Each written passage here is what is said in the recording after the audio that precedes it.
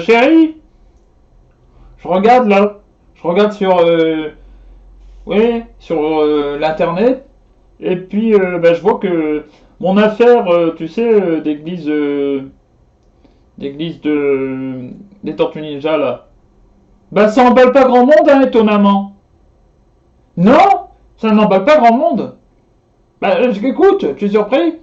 Bah non, alors, ce que me propose le diocèse, bah, c'est de créer une secte et de me débrouiller, quoi. Alors, il me propose de me mettre en lien avec, alors, les Garfieldiens, je vois ça, les Garfieldiens, bah ouais, des gens qui considèrent que, en fait, l'Eucharistie, hein, l'hostie, là, bah, ça serait le corps de Garfield, le chat. Ouais, je sais pas trop quoi en penser, c'est vrai que faut réfléchir. Et puis, il me propose aussi de me m'allier avec les poulpistes pour on ait des moyens pour acheter des locaux. Les poulpistes, bah, c'est des gens qui considèrent que Dieu n'est pas Trinité. C'est pas vrai, en fait, Dieu, ça sera un poulpe en aggloméré rouge à pois vert. Voilà, il portera un pyjama en dentelle tout le temps. Et puis chacune de ces tentacules serait la possibilité d'incarnation pour chaque saint. Enfin, j'ai pas bien compris, je sais pas. Euh, alors, qu'est-ce que t'en penses? Parce que c'est vrai que comme ça. Ah, bah bonjour, vous êtes là. Oh, c'est pas Robert, c'est Cyril. Bonjour. Et alors, je vous présente ma solitude, puisqu'il n'y a pas de femme en fait. Bon, alors, retour sur le sujet des hérésies. Je vous présente aujourd'hui je dirais, la première grande hérésie, à la fois dans l'histoire, et puis celle qui a eu le plus d'impact, le gnosticisme. On entend, peut-être l'avez-vous déjà entendu, des gens dire moi je suis gnostique.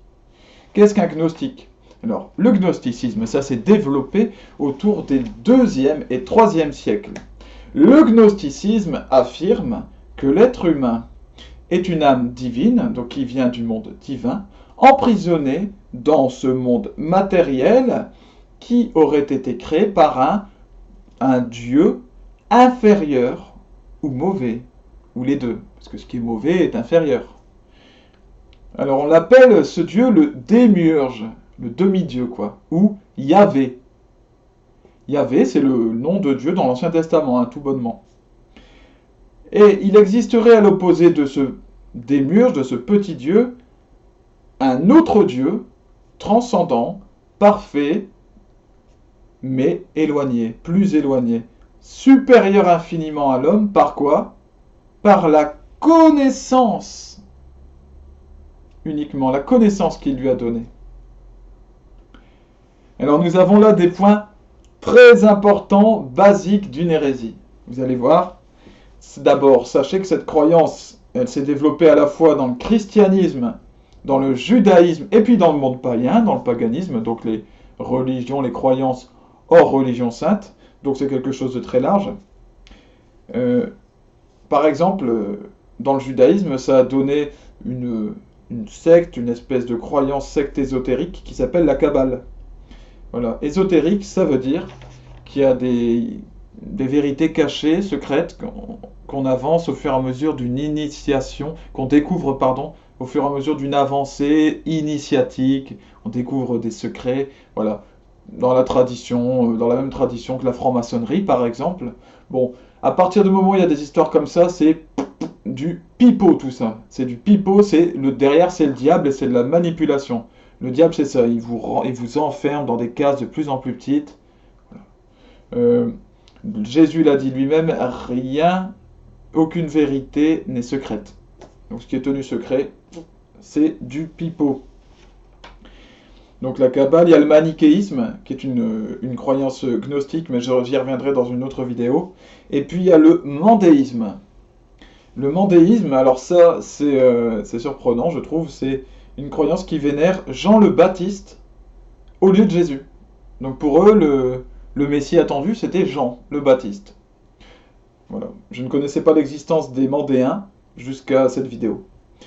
Euh, alors, par la croyance gnostique, que cherche à faire le démon? Ah, tiens. Est-ce qu'il a vraiment un intérêt? Mais évidemment, vous avez vraiment les grosses structures de l'hérésie classique. Déjà, il cherche à se donner, lui qui est orgueil dès l'origine, il cherche à se donner plus d'importance et de puissance qu'il n'en a réellement. Comment est-ce qu'il fait? Eh bien, il dit que c'est lui, le Dieu inférieur ou mauvais, le démiurge, qui a créé le monde en fait.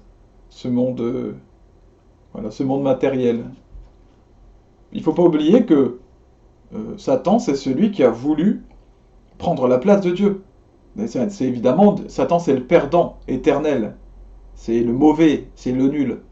Donc, à partir du moment où il a fait ça, il a perdu, ben, par son orgueil, eh bien, il essaie de, comme ça, par des mensonges, de créer une histoire.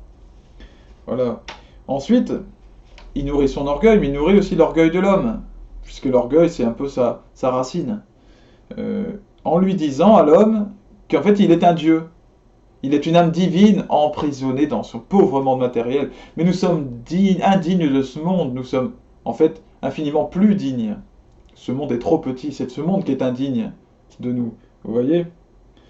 Et en fait, en faisant ça, il reproduit la tentation du serpent à Adam et Ève. Mangez de ce fruit et vous serez comme des dieux. Voilà. Et bien là, il nous dit, vous voyez, vous êtes des dieux. Et en fait, on vous a emprisonné dans ce monde. Mais qu'est-ce qu'on est méchant! Qui est ce Dieu qui a fait ça?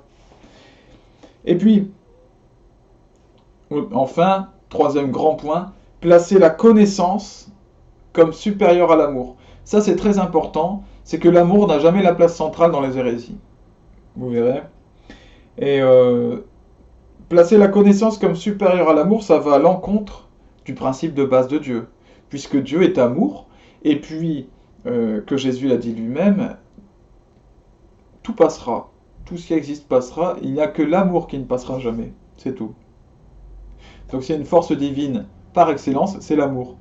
Et bien là, dans cette hérésie, on dit que non, c'est la connaissance. Et comme par hasard, le serpent, quand il fait sa proposition à Ève, qu'est-ce qu'il lui dit? Il lui dit de manger du fruit de l'arbre de la connaissance, du bien et du mal. La connaissance. La connaissance fera de vous des dieux. Voilà. Parce qu'un des buts de Satan, c'est de placer la connaissance comme supérieure à tout. Mais c'est un mensonge, évidemment. Si nous n'avions que la connaissance pour accéder à Dieu, nous ne pourrions jamais accéder à lui, nous n'avons pas l'intelligence. Pour accéder à sa vérité, il n'y a que par l'amour que nous pouvons accéder à Dieu.